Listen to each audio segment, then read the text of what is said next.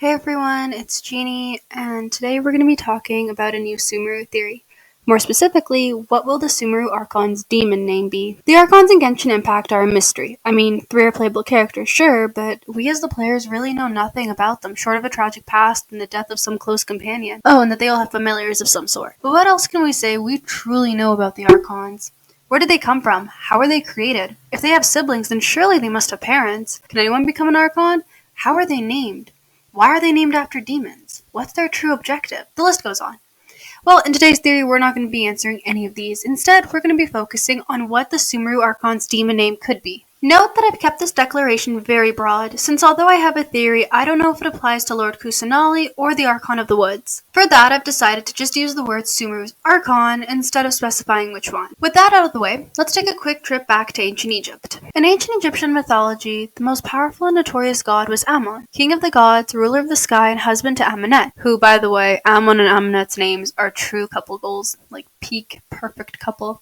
Anyway, moving on. Now, Ammon became popular in Egypt after the overthrow of the Hyksos. Again, I apologize if I butcher any of these names. I am very, very bad with names. The Hyksos were the 15th dynasty of Egyptian kings. During the people's rebellion against the Hyksos, they refused to worship Monto, the previous superb king of the gods.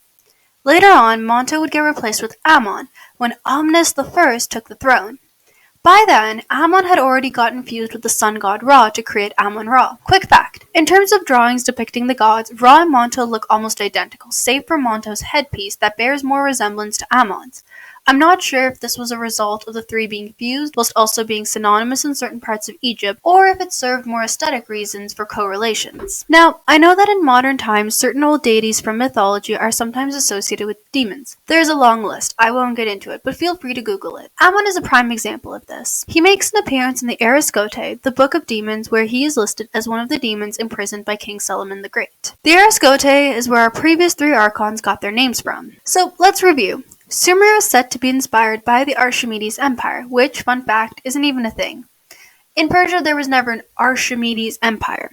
That's what the Greeks called it, and the Westerns just rolled with that, without actually looking up the correct historical name. The correct historical term for the Persian Empire during 559 to 330 BC was the Hakamanashian, which along with Persia included Egypt and India to some extent. These 3 places are going to be the major inspiration for the lore, clothes, and overall culture of Sumeru. On the same note, a well-known Egyptian god by the name of Ammon makes an appearance in the Erascote, the book where all the Archons' names come from. This leads us to conclude, although remember this is just my personal speculation, that the name Ammon will be the one associated with the Sumeru Archon.